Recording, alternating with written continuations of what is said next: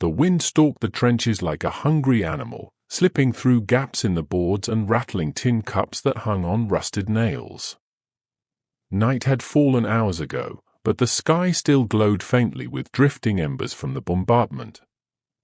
The battlefield never truly slept. It only paused to catch its breath.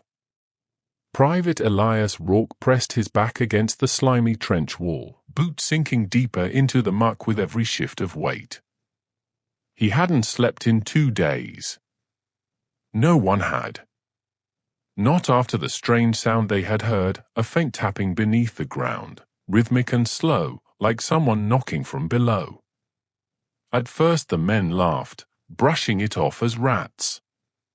Even Elias tried to joke about it. But the tapping didn't stop.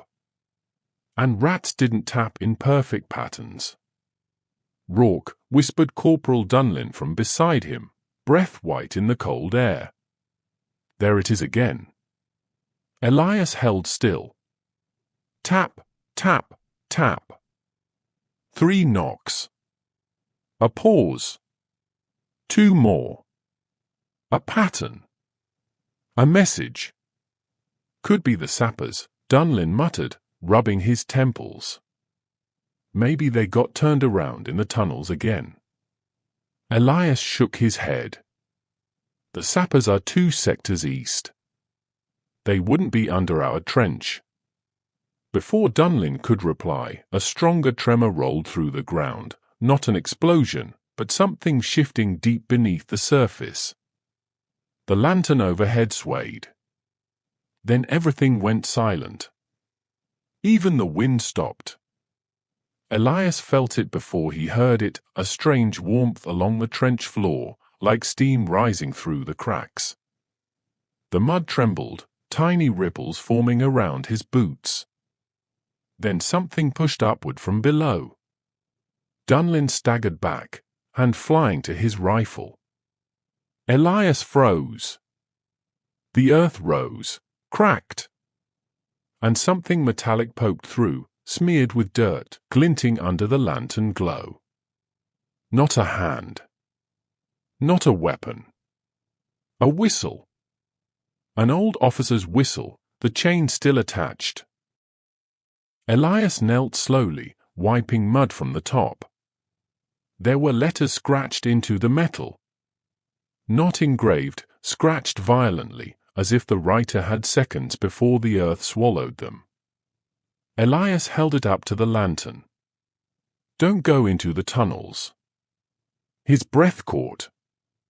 Dunlin stepped closer. Who wrote that? And how the hell did it get here? Before Elias could answer, a deeper roar echoed from below the trench, a sound like shifting stone, or something large dragging itself through tight spaces. Then the tapping returned. But this time it wasn't rhythmic. It was frantic. Desperate. And much, much closer. The tapping turned into pounding. Not like tools. Not like shovels. Not like men. Elias felt it through the boards, rattling up into his knees, vibrating in his ribs. Dunlin backed away so fast he nearly slipped into the mud.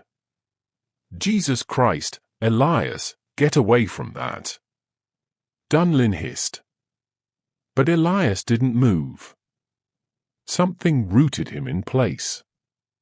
Not fear. Not shock.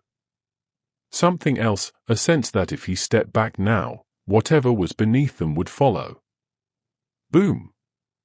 A section of trench floor just 10 feet away buckled upward, earth rising in a sharp mound before collapsing in a spray of dirt. Somewhere down the line, men shouted, boots splashing as they ran.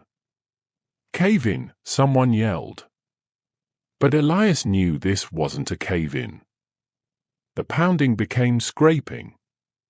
Something clawed through the mud, no metal, no wood, but something rough, uneven, dragging itself through earth that screamed as it shifted. Dunlin grabbed Elias's coat. We're leaving. Now. Elias allowed himself to be pulled back, but his eyes never left the cracked ground. The whistle burned cold in his hand, heavy like a warning. As they retreated toward the junction, the ground trembled once more, then stilled. Silence.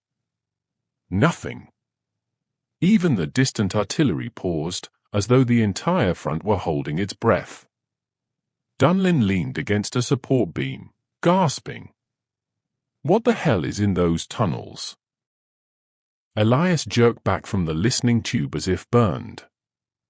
Dunlin grabbed him by the shoulders. What? What did you hear? Elias could barely speak. The words still echoed in his skull, vibrating through bone and breath. Run! The two soldiers who'd escorted them stiffened. One crossed himself. We're leaving. Right now. But Elias shook his head. Something deep in his gut, the same instinct that kept him alive through the Somme, Arras, and Ypres, told him that running blindly was the worst possible choice. We're not moving, Elias said quietly. Not until we know what's down there. Dunlin stared at him. You're not thinking clearly. Dunlin. Elias's voice was low but firm. Those were men's voices. Do you understand? Men who should be dead. Men who were buried under the lines. They're warning us. Dunlin opened his mouth, then hesitated. Because despite the insanity of it, Elias wasn't panicking. He was certain. Too certain. The trench around them creaked. The lantern hanging from the roof swayed. A cold draft swept the narrow corridor, lifting dirt from the ground in little spirals. The soldiers backed away. Something's wrong with the earth tonight, one muttered. Another distant rumble rolled through the tunnels like thunder. Not an explosion. No flash. No shockwave. Just a heavy, dragging sound, like something enormous shifting below. Elias lifted the listening tube again. If they're warning us to run, then something's coming. Dunlin rubbed his face. We need to tell the captain. He won't believe us. The trench shuddered again. This time, it didn't stop. Boards rattled. Dirt sifted from the ceiling in steady streams. A support beam cracked somewhere behind them with a dry, splintering snap. Dunlin's eyes went wide. That one came from the British side. Elias froze. He was right. This wasn't German tunneling. This wasn't collapse from shelling. This tremor was moving toward them. Like footsteps. Slow. Heavy. Deliberate. Elias felt every hair rise on his arms. Get your rifles, he whispered. The two soldiers scrambled. Dunlin stepped beside Elias, breath shaking. Tell me what you think is coming. Elias didn't look at him. Instead, he stared down the trench, into the black corridor where the lamplight ended, where the earth seemed to breathe like a sleeping animal. I don't know what it is, Elias murmured, but the dead want us out of its way. At that moment, the tremor stopped. Silence. And then, somewhere in the darkness of the trench ahead, something exhaled. Not human. Not animal. Deep. Wet. Starving. Dunlin raised his rifle. Elias? The lantern above them flickered twice. Then went out, plunging them into perfect, suffocating black. For a moment, Elias couldn't tell if he was still breathing. The blackness was absolute, thick, like tar. He couldn't see Dunlin.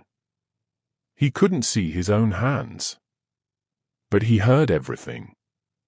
The soft drip of groundwater. The ragged breathing of the two soldiers behind them.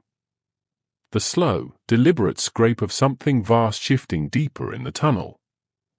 Dunlin whispered, "Light the lamp." "Please." Elias fumbled with the striker, his fingers clumsy from fear. He scraped once, sparks. Twice, nothing. On the third strike, a pale flame caught the wick. The lantern flared weakly to life. The glow reached only a few feet. But it was enough. Elias's heart stopped. The earth at the far end of the trench wall was bulging inward, swelling like something beneath it was pressing outward.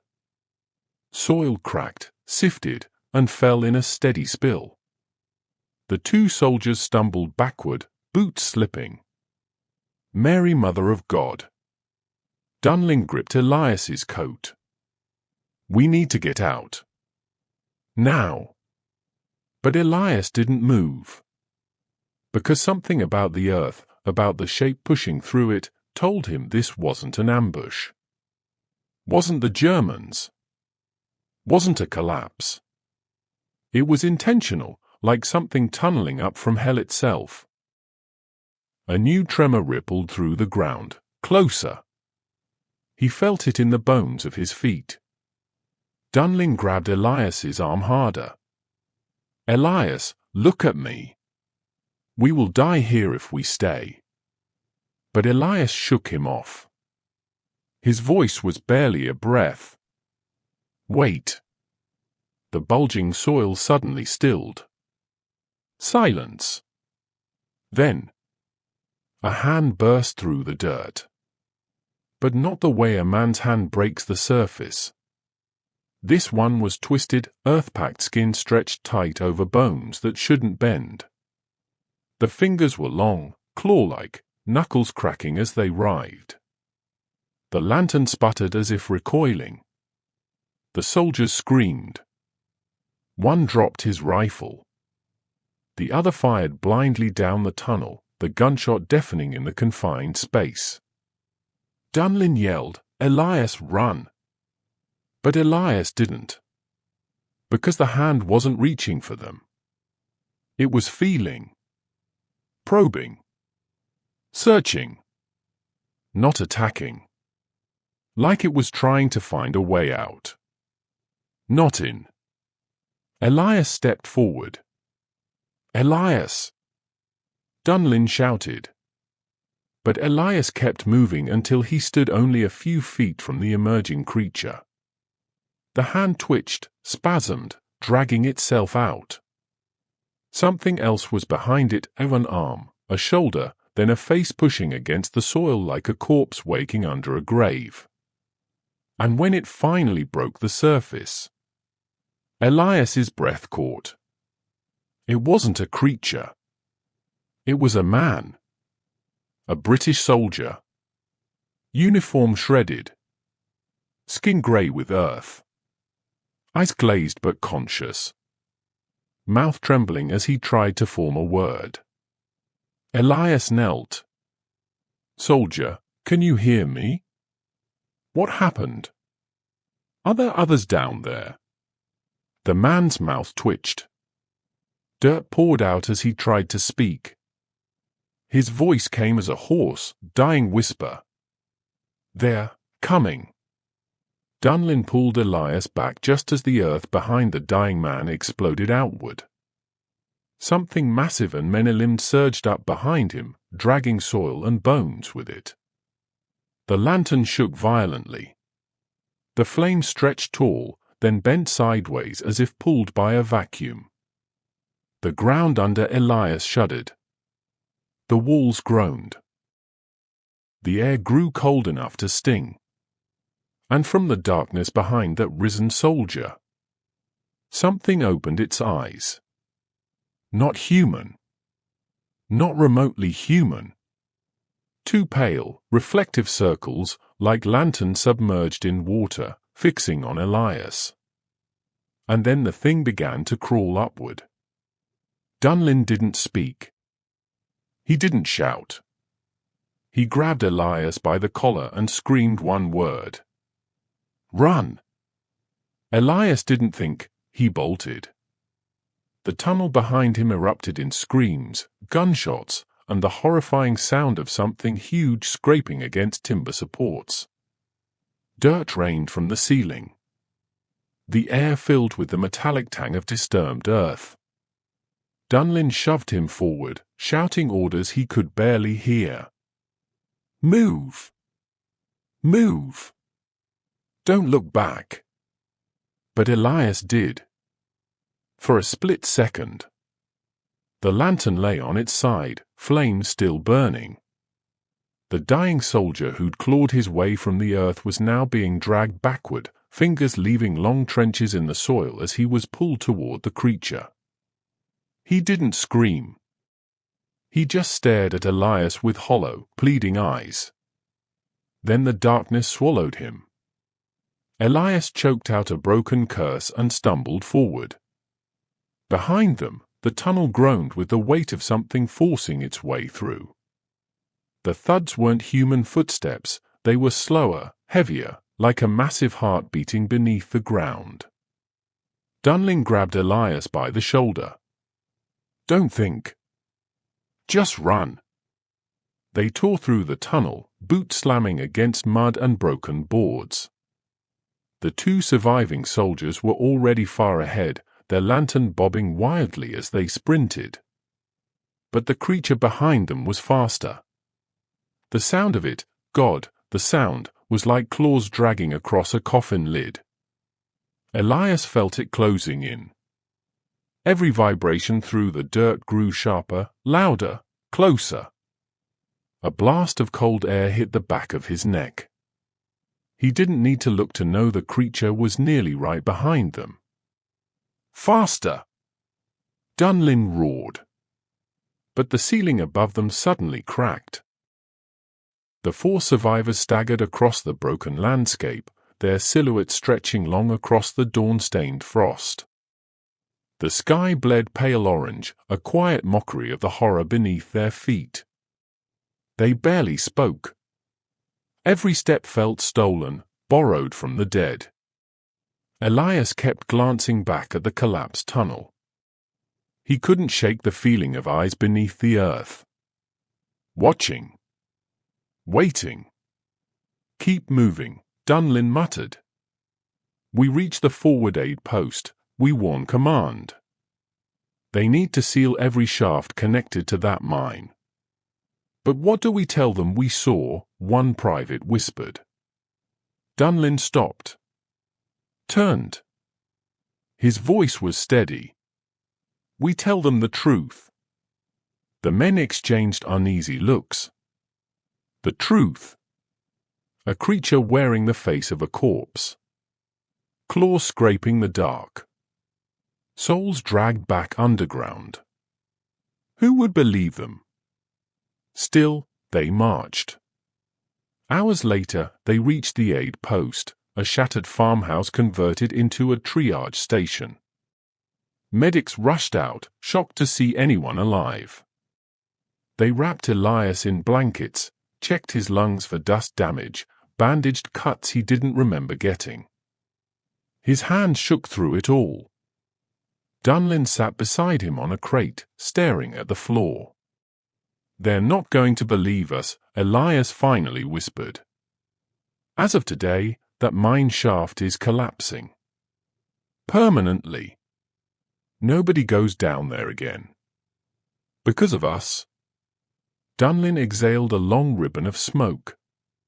"Because some things men aren't meant to dig up." Elias looked out over the frost-bitten fields.